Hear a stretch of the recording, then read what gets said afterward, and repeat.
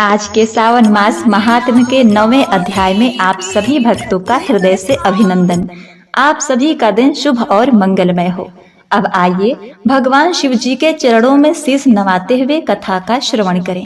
मनुष्य जब तक उमाकांत महादेव जी के चरणाबिंदों का भजन नहीं करते, उनकी कथा का श्रवण नहीं करते, उन्हें इहलोक या परलोक में कभी सुख शांति की प्राप्ति नहीं होती और न उनका संताप ही दूर होता है।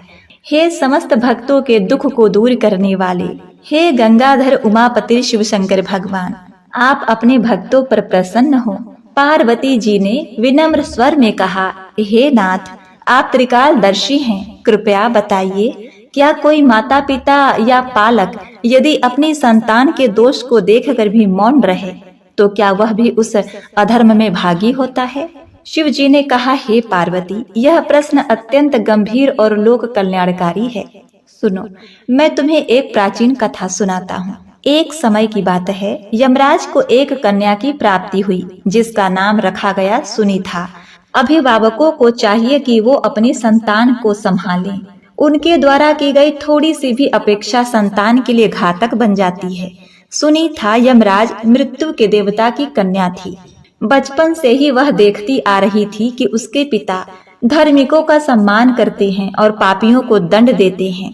सहेलियों के साथ खेल खेल में प्रायः वह इन्हीं बातों का अनुसरण किया करती थी। एक बार वह सहेलियों के साथ खेलती हुई दूर निकल गई। वहां एक सुंदर गंधर्व कुमार सरस्वती की आराधना में लीन था। उस पर दृष्टि पड़ते ही सुनीता उस पर कोड़े बरसाने लगी। भोलेपन से इसे वह खेल ही समझ रही थी। वह प्रतिदिन आती और निरपराध गंधर्व कुमार को सताती, उसे कोड़े मारती। एक दिन गंधर्व कुमार को क्रोध आ गया। वह बोला, भले लोग मारने वालों को मारते नहीं हैं, गाली देने वालों को गाली नहीं देते, यही धर्म की मर्यादा है। अपने पुत्री द्वारा किए गए इस कुकर्म को देखकर भी यमराज उसे कुछ नहीं समझाते, चुपचाप ही रह जाते हैं, जबकि अभिभावकों को ऐसा नहीं करना चाहिए। यदि संतान कोई गलती करे तो उसे चुपचाप देखना नहीं चाहिए, उस पर प्रतिक्रिया अवश्य देनी चाहिए, नहीं तो यह भविष्य में होने वाले दुखद घटना का संकेत होता है। हुआ भी ऐसा ही। पिता के चुप्पी साध लेने से सुनीता का वह पापाचार रुका नहीं। सखियों के साथ गंधर्व कुमार के पास जाना और कोड़े से उसे पीटना उसका प्रतिदिन का कार्य हो गया। कोई कब तक सहेगा? एक दिन गंधर्व कुमार ने शाप देते हुए कहा, विवाह हो जाने पर तुम्हारे गर्भ से ऐसा पुत्र उत्पन्न होगा जो देवताओं एवं ब्राह्मणों की निंदा किया करेगा और घोर पापाचारों में लग जाएगा। इस बार सुनीता ने सच सच बातें अपने पिता को बता दी। शाप की बात सुनकर पिता को बहुत दुख हुआ।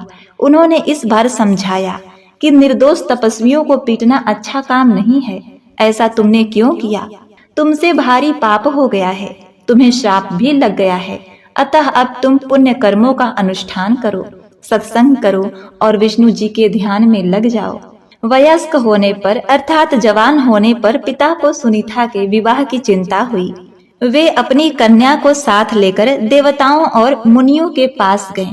सबका एक ही उत्तर था, इससे जो संतान होगी वह भयानक पापी होगी, अतः हम इसे स्वीकार नहीं करेंगे। इस तरह शाप के कारण सुनीता का विवाह ही रुक गया। अब तपस्या के अतिरिक्त सुनीता के पास और कोई उपाय न था। वह पिता की आज्ञा से वन में जाकर तपस्या करने लगी, किंतु चिंता उसका पिंड छोड़ना नहीं चाहती थी। रंभा आदि अप्सराएं सुनीता की सखियां थीं। वे उसकी सहायता के लिए आ पहुंची। उन्होंने सुनीता को ढांढस बंधाया। रंभा ने उसे पुरुषों को मोहित करने वाली विद्या दी। सुनीता ने उसका अच्छा अभ्यास कर लिया। जब वह विद्या सिद्ध हो गई तो सखियां सुनीता को लेकर वर की खोज में निकल पड़ी। ढूंढते ढूंढते वे गंगा के तट पर पहुंची। वहां सुनीता की दृष्टि अंग नामक रूपवान तेजस्वी अत्रि मुनि के पुत्र पर पड़ी, जो वहां तपस्या कर रहे थे। उन्हें देखते ही सुनीता मोहित हो गई। रंभा तो यही चाहती थी। रंभा उस तपस्वी के इतिहास से परिचित थी, जानती थी कि यह अत्रि पुत्र अंग इंद्र के समान वैभवशाली और विष्णु के समान पुत्र के पाने का वरदान पा चुका है। हो सकता है इस वरदान के प्रभाव से सुनीता को मिला श्राप प्रभावहीन हो जाए। अतः सुनीता का उस पर मोहित होना उसे बहुत अच्छा लगा। अब रहा उस ब्राह्मण कुमार का सुनीता पर आसक्त होना। वह तो सुनीता के लिए बाएं हाथ का खेल था, क्योंकि यह विद्या उसने सिद्ध की थी। रंभा ने माया का भी प्रयोग किया। सुनीता तो अत्यंत रूपवती थी ही, रंभा की माया ने उसमें और 4 चांद लगा दिए। अब उसकी तुलना संसार में नहीं की गई। उसका यौवन भी अद्वितीय हो गया। उसके गीतों में 100 आकर्षण भर उठे। सुनीता झूले पर बैठकर संगीत गाने लगी। सुनते ही अंग का ध्यान टूट गया। वे खींचे हुए उस स्वर की ओर बढ़ते चले गए। सुनीता पर जब उनकी दृष्टि पड़ी तो उनके हाथ पैर शिथिल हो गए। वे तन मन से उसे चाहने लगे और अपने को संभाल कर बोले, सुंदरी तुम कौन हो? सुनीता चुप रही। रंभा आगे बोली, महोदय यह मृत्यु यमराज की कन्या है। इसमें सब शुभ लक्षण मिले हैं। यह पति की खोज में निकली है। हम लोग इसकी सखियां हैं। रंभा के अनुकूल वचन सुनकर अत्रि कुमार अंग को बहुत संतोष हुआ। उसकी अकुलाहट कुछ कम हो गई। उन्होंने अपने पवित्र कुल की प्रशंसा की और बताया कि मैंने भगवान विष्णु से यह वरदान प्राप्त कर लिया है कि मुझे इंद्र सा ऐश्वर्यशाली और विष्णु के समान विश्व का पालन करने वाला पुत्र प्राप्त हो, किंतु योग्य कन्या न मिलने से अब तक मैंने विवाह नहीं किया। यह कुलीन कन्या यदि मुझे ही वरण कर ले तो इसे अदेय वस्तु भी दे सकता हूँ। रंभा तो यही चाहती थी, अतः बोली, हम लोग भी योग्य वर की खोज में हैं। यदि आप चाहते हैं तो सुनीता आपकी धर्म भार्या बन सकती है, किंतु याद रखें आप इसे सदा प्रेम करते रहें। इसके दोष गुण पर कभी ध्यान न दें। आप इस बात का प्रत्यक्ष विश्वास दिलाइए। इस बात के प्रतीक के लिए अपना हाथ सुनीता के हाथ में दीजिए। अंग को रंभा की ये बातें भगवान के वरदान की तरह प्रिय लग रही थी। उन्होंने अपना हाथ सुनीता के हाथ पर रख दिया। इस तरह दोनों को गंधर्व विवाह के द्वारा जोड़कर रंभा बहुत संतुष्ट हुई। विदा मांगकर अपनी सखियों के साथ घर वापस आ गई। वरदान के प्रभाव से सुनीता का पुत्र सभी लक्षणों से संपन्न हुआ। उसका नाम वेन रखा गया।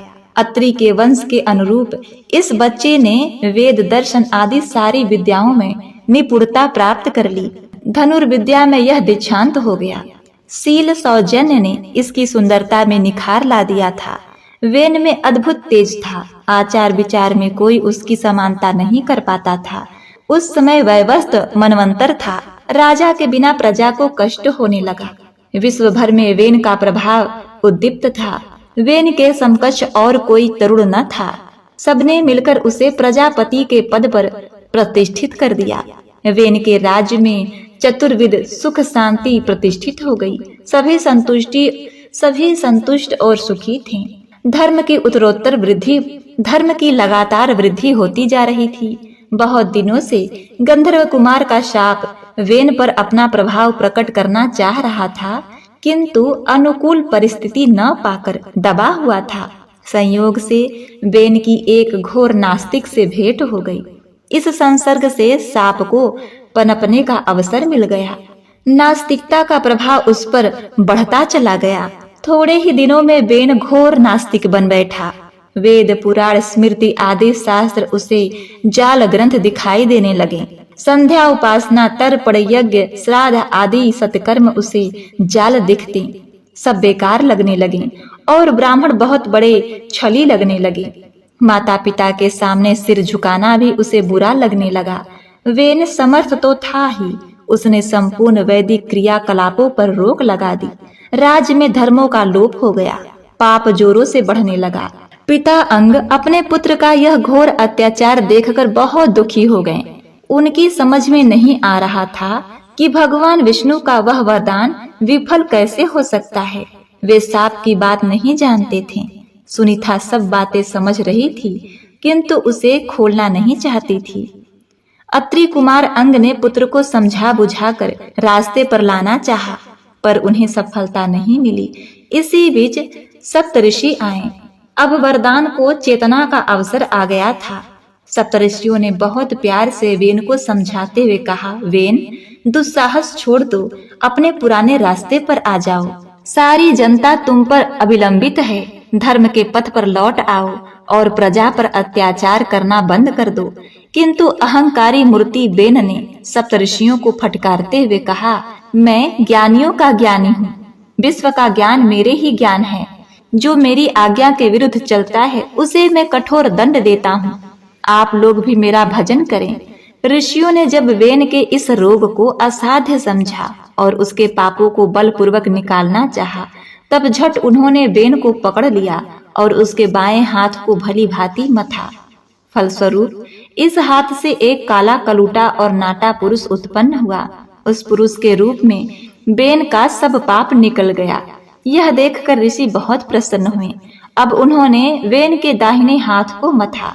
इससे अपने वरदान को फलीभूत करने के लिए भगवान विष्णु ही पृथु के रूप में प्रकट हुए। पाप के निकलते ही वेन की नास्तिकता भी पूरी तरह निकल गई थी। सप्तऋषियों की कृपा से वेन ने अपनी पहली अवस्था प्राप्त कर ली। वे नर्मदा के तट पर चले गए। कृष्ण बिंदु के आश्रम में रहकर उन्होंने घोर तपस्या की। भगवान ने उन्हें दर्शन दिया और उन्हें आश्वस्त करने के लिए कहा, वत्स, तुम्हारी माँ को श्राप मिला था, उससे तुम्हारा उद्धार करने के लिए ही मैंने तुम्हारे पिता को सुयोग्य पुत्र प्राप्त करने का वरदान दिया था। अब तुम घर लौट जाओ। पृथु की सहायता से अश्वमेध आदि यज्ञ और विधिवत दान उपदान करके मेरे लोक में आना। देवी पार्वती ने कहा, हे प्रभु, आपके इन उत्तरों ने मुझे अत्यंत ही संतुष्ट किया। हे देवाधिदेव, आप परम ज्ञानी और लोकहितार्थ करने वाले कल्याणमय देवता हैं। आपके चरणों में मेरा बारंबार कोटि कोटि प्रणाम है। तो प्रिय भक्तों, इस प्रकार से भगवान महादेव ने पार्वती माता को संतान और उसके पिता के बीच की जो संबंध है, उसके लिए भगवान शिव जी ने देवी पार्वती को उपदेश दिया। आज भगवान शिव जी के एक और महत्वपूर्ण और रोचक कथा का श्रवण करते हैं। तत्पश्चात आप शिव जी की आरती और चालीसा सुनकर इस कथा का समापन करते हैं। ओम नमः शिवाय। आप सभी भक्तों का बड़ा भाग्य जो आज आपको एक बार फिर से शिव चर्चा की एक सच्ची कहानी सुनने का सौभाग्य प्राप्त हुआ। प्रिय भक्तों, आज मैं आपको नागिन का श्राप और एक गुरु बहना की शिव भक्ति की दुर्लभ कथा सुनाऊंगी, जिसे सुनकर आप भी भाव विभोर हो जाएंगे और शिव जी की कृपा से आपकी सभी मनोकामनाएं पूरी होंगी। तो इसीलिए कमेंट में शिव गुरु के चरणों में प्रणाम ओम नमः शिवाय जरूर लिखें। प्रिय गुरु बहनों, एक गांव के बाहर एक भव्य और विशाल शिव मंदिर स्थित था। उस मंदिर में प्रतिदिन शिव चर्चा, भजन, पूजन और भगवान की कथाएं होती थी। श्रद्धालु भक्त, शिष्य शिष्याएं, गुरु भाई, गुरु बहन सभी वहां एकत्रित होते और बड़े प्रेम से भगवान शिव का गुणगान करते। एक दिन की बात है, मंदिर में जब शिव चर्चा चल रही थी तो उसी समय एक जंगल से नाग और नागिन का जोड़ा भ्रमण करते हुए वहां आ पहुंचे। जब उनके कानों में भगवान शिव की चर्चा सुनाई दी तो वे मंत्रमुग्ध हो गए। वे वहीं रुककर भक्ति भाव से शिव चर्चा सुनने लगे। वहां भजन, कथा और आरती का इतना भव्य वातावरण था कि नाग नागिन भी शिव भक्ति में लीन हो गए। अब चर्चा समाप्त होने के बाद वे दोनों अपने स्थान की ओर लौटने लगे, लेकिन रास्ते में कुछ दूर जाते ही एक नौजवान लड़का अपने रिक्शा से वहां आया और अनजाने में उसके ऑटो रिक्शा के पहिए के नीचे नाग कुचलकर मर गया। नाग की वही मृत्यु हो गई। अब नागिन यह देखकर अत्यंत दुखी और क्रोधित हुई। वह इच्छाधारी नागिन थी। उसने उस लड़के को श्राप दे दिया कि जैसे तूने मेरे पति की मृत्यु की है, वैसे ही जिस दिन तेरी शादी होगी और तू अपनी पत्नी के साथ प्रेम पूर्वक रहेगा, उसी दिन मैं तुझे डस लूंगी। तू मरेगा और तेरी पत्नी भी विधवा होगी। जैसे तूने मुझे अकेला कर दिया, वैसे ही मैं तेरे पत्नी को भी कर दूंगी। हे गुरु बहनों, यह कहकर नागिन मरे हुए नाग के शरीर को लेकर वहां से चली गई। अब उस लड़के का मन बहुत दुखी हुआ। वह चिंता और भय से भर गया। घर लौटा। उसने यह बात किसी को नहीं बताई। न अपने माता पिता से कही, क्योंकि वह अपने माता पिता को चिंता में नहीं डालना चाहता था। अब समय बीतता गया, वह लड़का और सयाना हो गया, लेकिन जब माता पिता ने उसका विवाह करना चाहा तो उसने मना कर दिया। परंतु उसके माता पिता ने जिद पकड़ ली, यदि तू शादी नहीं करेगा तो हमारा कौन सहारा बनेगा? अब हम बूढ़े हो चुके हैं, हमसे काम काज नहीं होता। और उसकी माँ कहती, मैं जीवन भर कब तक तुझे बनाकर खिलाती रहूंगी, मुझे दिखाई नहीं देता, हाथ से काम नहीं होता। हे गुरु बहनों, माँ ने यहाँ तक कह दिया कि जब तक बेटा शादी के लिए तैयार नहीं होगा वह अन्न जल ग्रहण नहीं करेगी। बिना अन्न पानी के लड़के की माँ ने हठ पकड़ लिया। पुत्र माता पिता के प्रेम और त्याग को नकार नहीं सका और भारी मन से विवाह के लिए तैयार हो गया। अब शादी धूमधाम से हुई, लेकिन विवाह के बाद भी वह लड़का अपनी पत्नी से दूरी बनाए रखता, कोई बातचीत नहीं करता। पत्नी ने देखा कि वह सबके साथ बात करते हैं, लेकिन उसके साथ नहीं। वह बड़ी दुखी हुई। मन ही मन उसने कई बार सोचा कि क्या मैं उन्हें पसंद नहीं हूँ? क्या किसी और से वे प्रेम करते हैं? क्या मुझ में कोई कमी है? ऐसे ही करते करते 15 से 12 दिन बीत गए। बेचारी नई बहू घर में परेशान रहती। आप ही सोचिए गुरु बहनों, कोई नई नवेली दुल्हन का पति उससे बातचीत नहीं करेगा तो उसके मन में कितने विचारे आएंगी, वह कितना कष्ट में होगी। अंत में एक दिन पत्नी ने ठान लिया कि अब वह पूछकर ही रहेगी। जब उसका पति घर आया तब वह भोजन परोसती है, तो पति ने खाना खा लिया, लेकिन फिर भी कुछ नहीं बोला। तब पत्नी ने उसका हाथ पकड़ लिया और कहा, कृपया मुझे बताइए कि आप मुझसे दूरी क्यों बनाए रखते हैं? क्या मैं आपको पसंद नहीं हूँ? क्या मुझसे कोई गलती हो गई है, या फिर आपको कोई और पसंद है? वह लड़का बहुत ही असमंजस में पड़ गया। लड़के ने कहा, नहीं भाग्यवान, ऐसी कोई बात नहीं है। तुम बहुत सुंदर हो और मुझे बहुत पसंद हो। तुम मेरे माता पिता की सेवा करती हो, घर का सारा काम करती हो, भोजन बनाती हो, तुम में कोई कमी नहीं है। तब पत्नी ने कहा कि हे स्वामी, जब मुझ में कोई कमी नहीं है, मैं सब काम करती हूँ, माता पिता की सेवा करती हूँ, लेकिन फिर आप मुझसे बात क्यों नहीं करते? मुझसे दूर दूर क्यों रहते हैं? यह सुनकर वह कुछ नहीं बोला। तो उसने जिद पकड़ ली और बोला कि जब तक आप नहीं बताएंगे तब तक मैं आपका हाथ नहीं छोड़ूंगी। यदि आपने फिर भी नहीं बताया तो मैं अपना प्राण त्याग दूंगी। हे गुरु बहनों, वह लड़का बहुत ही असमंजस में पड़ गया, लेकिन पत्नी की जिद और समर्पण देखकर वह भावुक हो उठा। उसे बड़ा दया आई। उसने सारा सच बताने का ठाना। उसने सोचा, नहीं बताऊंगा तो पत्नी अपनी जान दे देगी, तब भी मुझे दुख उठाना पड़ेगा। यदि बता दूंगा तो भी मुझे मरना ही पड़ेगा। जीते या मरते दुख तो उठाना ही होगा। चलो कोई बात नहीं, बता ही देता हूँ। उस बेचारे लड़के ने इतना बात सोचा और सारी बातें सच सच बता दिया। उसने कहा कि हे भाग्यवान, सुनो, यह बात अपने दिल पर पत्थर रख के सुनो। एक दिन मेरी रिक्शा से एक नाग की मृत्यु हो गई थी और नागिन ने मुझे श्राप दिया कि जिस दिन मैं अपनी पत्नी के साथ प्रेम पूर्वक रहूंगा उसी दिन वह मुझे डसकर मृत्यु दे देगी। मेरी पत्नी विधवा हो जाएगी। यही कारण है कि मैं तुझसे दूरी बनाए रखता हूँ। मैं नहीं चाहता कि तुम मेरे कारण दुखी जीवन बिताओ। प्रिय गुरु बहनों, पत्नी ने यह सब सुना तो बहुत देर तक चुपचाप रही। बेचारी कुछ नहीं बोली। फिर अचानक वह बोल पड़ी, अब यह मेरा ही जीवन है, मैं इस समस्या का हल ढूंढूंगी। अब अगले सुबह उसके गांव में शिव चर्चा थी। अपने सासू माँ से वह पूछकर शिव चर्चा में चली गई। पूरे दिन शिव चर्चा में बिताकर वह शाम के समय घर लौट आई और अपने सास ससुर के लिए प्रेम पूर्वक खाना बनाया, सबको खिलाई। सास ससुर के हाथ पांव दबाकर अपने कमरे में सोने चली गई। अगली सुबह उसने अपने घर के दोनों दरवाजों पर 2 बर्तन में दूध रखा, उसमें नमक मिला दिया। उसी दिन रात में वह अपने पति से प्रेम पूर्वक बातें करने लगी और बोली, हे स्वामी, आज मेरी इच्छा है कि आज मैं आपके पांव को दबाऊं। अपनी पत्नी के प्रेम पूर्वक बातों को सुनकर उस लड़के को दया आ गई। वह अपने पत्नी के कमरे में चला गया और दोनों ने प्रेम पूर्वक बातें की और वह लड़की अपना पत्नी धर्म निभाते हुए उसके चरणों को दबाने लगी। उधर नागिन को यह बात पता चल गई कि वह लड़का अब अपनी पत्नी के साथ रह रहा है। वह क्रोध से जल उठी, तुरंत जंगल से उस घर की ओर चली। अब जब वह उस घर के करीब पहुंची तो दरवाजे पर उसने दूध देखा और वह थकी और भूखी होने के कारण पहले दूध पीने का निश्चय किया। अब नागिन दूध पीने लगी, लेकिन दूध में नमक था। जैसे ही उसने नमक युक्त दूध पिया, उसे याद आ गया कि मैंने तो इस घर का नमक खा लिया। अब मैं इसके मालिक को कैसे डस सकूंगी? यह नमक हरामी होगी। और शिव चर्चा में तो मैंने भी सुना था कि नमक हरामी करने से व्यक्ति नरक में जाता है और जो उसके कर्ज को अदा करता है वह शिवधाम को प्राप्त होता है। तभी वह अंदर गई और देखा कि लड़की बड़ी श्रद्धा से अपने पति की सेवा कर रही है।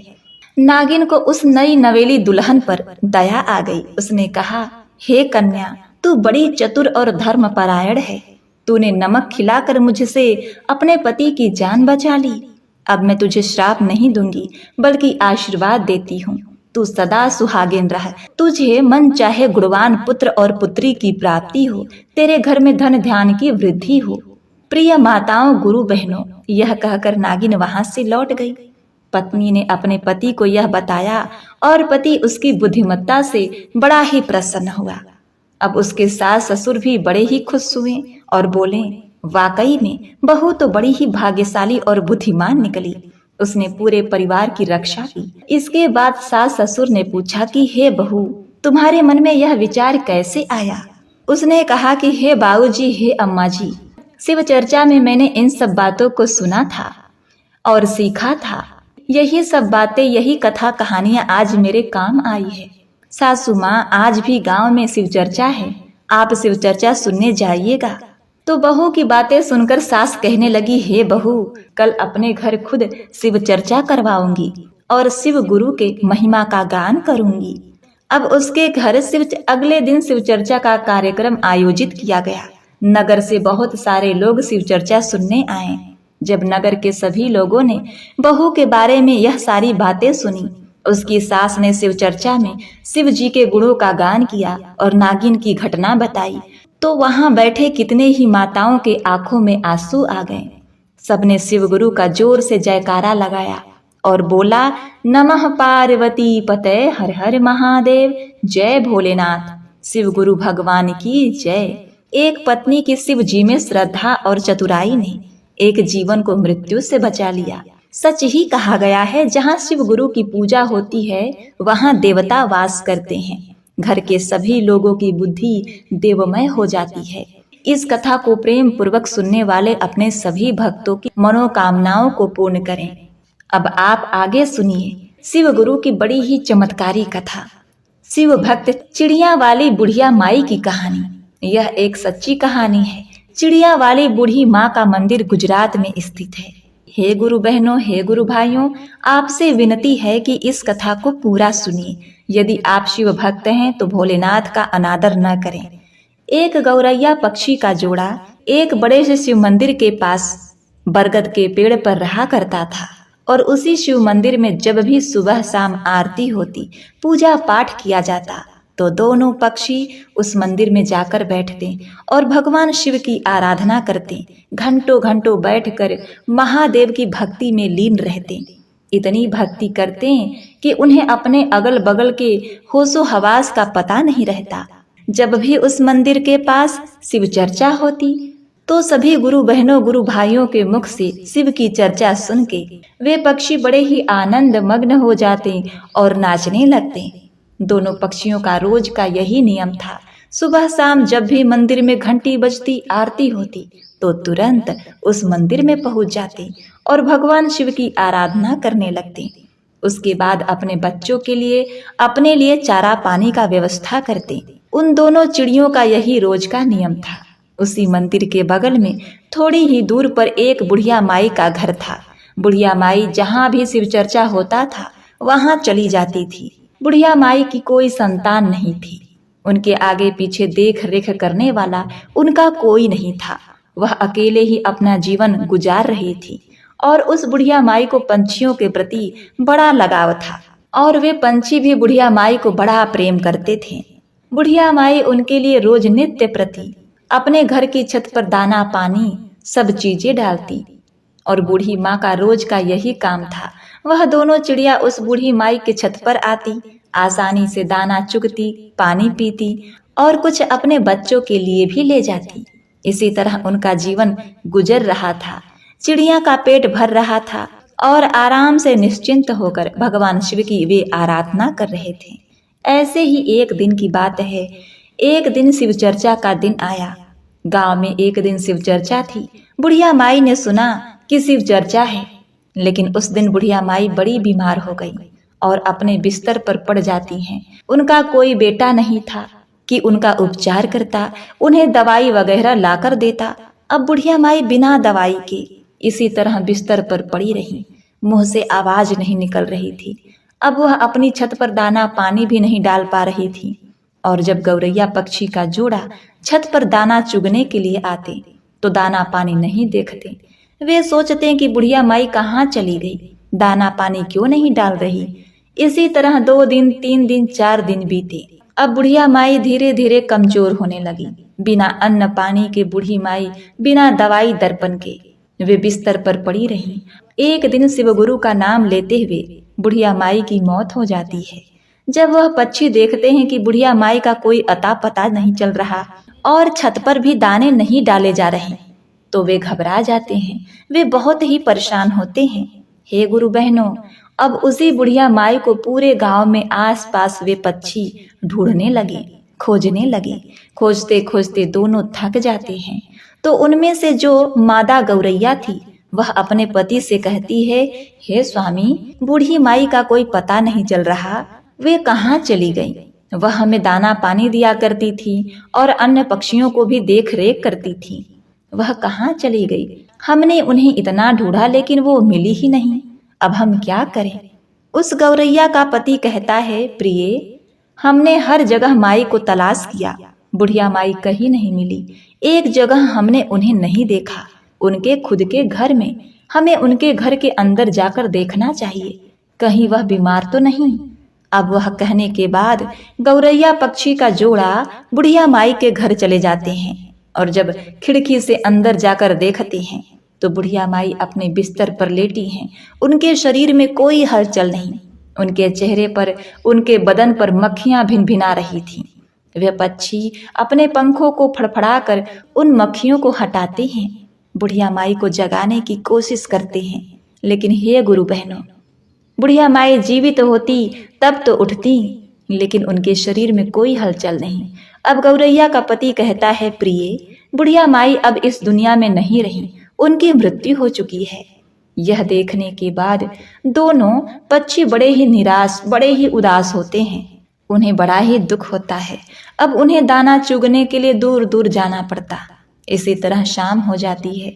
शाम को जब मंदिर का घंटा बजता है, भगवान शिव की आरती होने लगती है, तो दोनों पक्षी उस मंदिर में पहुंचते हैं और एक पैर पर खड़े होकर भगवान शिव की भक्ति करने लगते हैं, उनके नाम का जाप करने लगते हैं।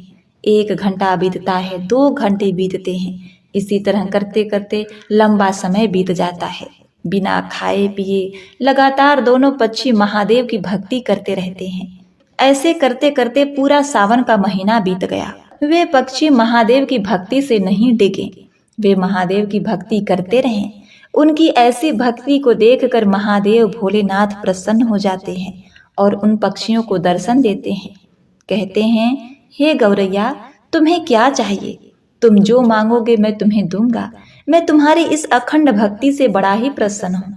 छोटी सी जान होते हुए भी तुमने अपनी औकात से बाहर, अपनी क्षमता से बाहर भक्ति की है, इसीलिए मैं बहुत ज्यादा प्रसन्न हूँ। तुम जो मांगोगे मैं तुम्हें दूंगा। तब गौरैया ने कहा, हे प्रभु, हमें कुछ नहीं चाहिए, हमें बस एक चीज चाहिए। आप हमारी बूढ़ी माई को, उस पुण्य आत्मा को फिर से लौटा दीजिए, उन्हें जीवित कर दीजिए, बस हमें यही चाहिए। भोलेनाथ ने कहा, यह तो संसार का नियम है, जो मर जाता है वह कैसे जीवित हो सकता है? मैं सृष्टि के काल चक्र में बाधा नहीं बन सकता हूँ, तुम और कुछ मांग लो। तब चिड़ियों ने कहा, नहीं भोलेनाथ, हमें और कुछ नहीं चाहिए, हमें बस हमारी बूढ़ी माँ चाहिए और कुछ नहीं। आप वही हमें वापस कर दीजिए। तब भोलेनाथ ने कहा, हे पक्षियों, अब वह बुढ़िया माई का शरीर गल चुका है, उसमें से कीड़े निकलने लगे हैं, उनका शरीर छत बिछत हो गया है, मैं उन्हें कैसे जीवित कर सकता हूँ? उनका शरीर ठीक ही नहीं रहा तो मैं उसमें प्राण कैसे दे सकता हूँ? तब दोनों पक्षी, दोनों पति पत्नी हट करने लगे, कहने लगे, हे प्रभु, आपने हमें वचन दिया था कि तुम जो मांगोगे मैं दूंगा। प्रभु, आज आप वचन से पीछे मत हटिए। हे भोलेनाथ, आप अपने वचन से फिर नहीं सकते। तब महादेव ने कहा, हे पक्षियों, तुम्हारे हट के आगे और अपने वचन के आगे मैं विवश हूँ। अब इस प्रकार भोलेनाथ ने उस बुढ़िया माई के छत विछत शरीर को सही किया और फिर उसमें प्राण फूंक दिए। अब इस प्रकार वह बुढ़िया माई फिर से जीवित हो गई। अपने सामने भगवान भोलेनाथ को देखकर बुढ़िया माई भाव विभोर हो जाती है, बड़े ही प्रसन्न होती है, कहती है, हे प्रभु, जन्मों जन्म के दुख, जन्मों जन्म के पाप आपके दर्शन मात्र से कट गए। आपने मुझे दर्शन दिए। हे प्रभु, मैंने ऐसा क्या पुण्य किया था कि आपने मुझे जीवित कर दिया? तब भगवान शिव जी ने कहा, हे बुढ़िया माँ, मैंने तुम्हारे शिव चर्चा सुनने और शिव चर्चा करने और इन दोनों पक्षियों के कारण जीवित किया है। उन दोनों पक्षियों ने मेरी निराधार भक्ति की है, दिन रात बिना अन्न पानी ग्रहण किए मेरी पूजा एक पैर पर खड़ा होकर की है। इसी कारण मैं उन्हें आशीर्वाद दिया और उन्हीं के वजह से आज तुम जीवित हो। और वे पक्षी कोई और नहीं, वे गौरैया के दोनों जोड़े हैं जो तुम्हारे छत पर रोजाना दाने चुगने आते हैं। उसी ने यह भक्ति की है। अब उस बुढ़िया माई ने शिव जी को दंडवत प्रणाम किया और इतना कहकर भोलेनाथ वहां से अंतर ध्यान हो गए। बूढ़ी माँ फिर से अपनी छत पर दाना पानी डालने लगी और जहां भी शिव चर्चा होता वे शिव चर्चा सुनने के लिए चली जाती। वह गौरैया पक्षी का जोड़ा उस माँ की छत पर आता जाता, पानी पीता, दाने चुगता। तब उस माँ ने उन पक्षियों से कहा, हे पक्षियों, तुमने मुझे जीवन दान दिया है। भगवान भोलेनाथ की आराधना की और अपने लिए ना मांगकर मेरे लिए मांगा है। पंछियों, मैं चाहती हूँ कि तुम मेरे घर पर ही वास करो और नित्य प्रति मेरी आंखों के सामने रहो। यह सुनने के बाद उस बुढ़िया माई का प्रस्ताव वे दोनों स्वीकार कर लेते हैं और उस बुढ़िया माँ के घर पर आकर रहने लगे। इस प्रकार से वह बुढ़िया माई और गौरैया पक्षी का जोड़ा मिलकर शिव चर्चा करते, भजन करते, कीर्तन करते। उस बुढ़िया माई की चर्चा पूरे गांव में फैलने लगी, दूर दराज क्षेत्र में फैलने लगी कि एक बुढ़िया माँ है जो मरकर भी जीवित हो गई, उसमें भोलेनाथ की शक्ति आ गई है। अब इसी तरह बुढ़िया माँ के पास धीरे धीरे करके वो लोग जिनको दुख रोग होता था वे आते रहें और उनका कारण बताते। बुढ़िया माई भगवान भोलेनाथ का नाम लेकर पूजा पाठ करके शिव चर्चा करने को कहती। इस तरह सभी लोग बुढ़िया माई की बातों से प्रेरित होकर शिव चर्चा करने लगे और उनके दुख दूर हो जाया करते। धीरे धीरे उस बुढ़िया माई की ख्याति दूर दूर तक फैलने लगी। दूर दूर से लोग उस बुढ़िया माई के पास अपना इलाज कराने के लिए, अपनी तकलीफों को दूर करने के लिए आया करते थे। अब इसी प्रकार बहुत दिन हो जाते हैं और वह बुढ़िया माई जीवित ही उसी स्थान पर, उसी घर पर समाधि ले ली और आज उसी समाधि स्थल पर उस बुढ़िया माई का एक भव्य मंदिर है जो गुजरात में स्थित है, जो चिड़िया वाली बूढ़ी माँ के नाम से प्रसिद्ध है। उस मंदिर पर गौरैया पक्षी का जोड़ा हमेशा देखने को मिलता है। प्रिय भक्तों, उस मंदिर की बहुत दूर दूर तक ख्याति है। लोग कहते हैं किसी को भी कोई शारीरिक कष्ट रहता है तो वहां जाकर भक्ति करने पर और पूजा पाठ करने से वह तकलीफ रोग ठीक हो जाता है। प्रिय भक्तों, एक गौरैया पक्षी ने उस बुढ़िया माई को कैसे अपनी अखंड भक्ति से जीवित कर दिया। भोलेनाथ की कृपा, शिव चर्चा के फल से वह बूढ़ी माँ जीवित हो गई, लोक कल्याण करने लगी। तो हे गुरु बहनों, हे गुरु भाइयों, यह कथा हमें सिखाती है कि सच्ची भक्ति कभी व्यर्थ नहीं जाती। सेवा, प्रेम और समर्पण से महादेव को भी विवश किया जा सकता है, खुश किया जा सकता है। छोटा हो या बड़ा, जो सच्चे मन से शिव जी को पुकारता है, शिव चर्चा करता है, उस पर भगवान की कृपा अवश्य होती है। प्रेम से बोलिए हर हर महादेव। शिव चर्चा की यह अमर कथा यहीं समाप्त होती है। आप सभी भक्तों का जीवन भगवान शिव जी के कृपा से धन धान और खुशियों से परिपूर्ण रहे। आप सभी की मनोकामनाएं पूर्ण हो। इसी कामना के साथ हम आपसे विदा लेते हैं गुरु भाई गुरु बहनों। प्रेम से बोलिए शिव गुरु महाराज की जय। प्रिय भक्तों, आइए अब श्रवण करते हैं भगवान शिव जी की आरती। ओम जय शिव ओमकारा, स्वामी जय शिव ओमकारा, ब्रह्मा विष्णु सदा शिव अर्धांगी धारा। ओम जय शिव ओमकारा, स्वामी जय शिव ओमकारा, एकानन चतुरानन पंचानन राजे, हंसानन गरुड़ासन वृषवाहन साजे।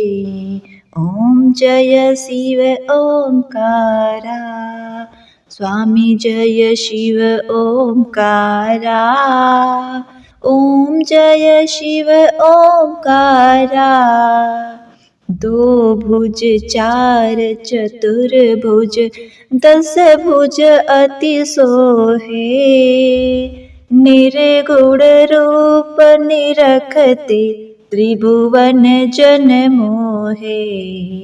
ओम जय शिव ओमकारा, स्वामी ओम जय शिव ओमकार, स्वामी ओम जय शिव ओमकारा, ओम जय शिव ओमकारा। अक्षय माला वन माला मुंड माला धारी, त्रिपुरारी कंशारी करमाला धारी। ओम जय शिव ओमकारा, ओम जय शिव ओमकारा, स्वामी ओम जय शिव ओमकारा। श्वेतांबर पीतांबर बाघंबर अंगे, सनकादिक गरुडादिक भूतादिक संगे। ओम जय शिव ओमकारा, ओम जय शिव ओमकारा, स्वामी जय शिव ओमकारा। करके मधक मंडलु चक्र त्रिशूलधारी, सुखकारी दुखहारी जगपालनकारी।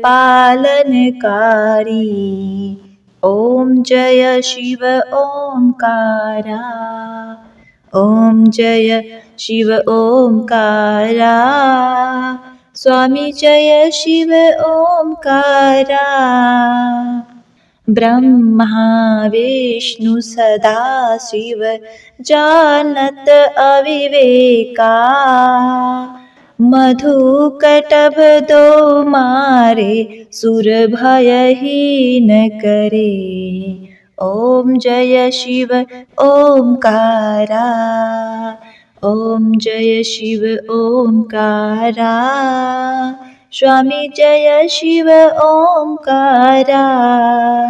लक्ष्मी व सावित्री पार्वती शंगा, पार्वती अर्धांगी शिवलहरी गंगा। ओम जय शिव ओमकारा, ओम जय शिव ओमकारा, स्वामी जय शिव ओमकारा। पर्वत सोहे पार्वती शंकर कैलाशा, भांग धतूरा का भोजन भस्मी में वाशा। ओम जय शिव ओमकारा, ओम जय शिव ओमकारा, स्वामी जय श्री ओमकारा। जटा में गंग बहत है गल मुंडन माला, शेष नाग लिपटावत ओढ़त मृगछाला। ओम जय शिव ओमकारा, ओम जय शिव ओमकारा, स्वामी जय शिव ओमकारा। काशी में विराजे विश्वनाथ नंदी ब्रह्मचारी। नित उठत दर्शन पावत महिमा अति भारी। ओम जय शिव ओमकारा, ओम जय शिव ओमकारा, स्वामी जय शिव ओमकारा।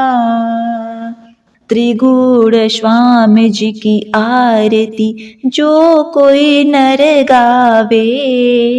कहत शिवानंद स्वामी मन वांछित फल पावे। ओम जय शिव ओमकारा, ओम जय शिव ओमकारा, स्वामी जय शिव ओमकारा। ओम नमः शिवाय।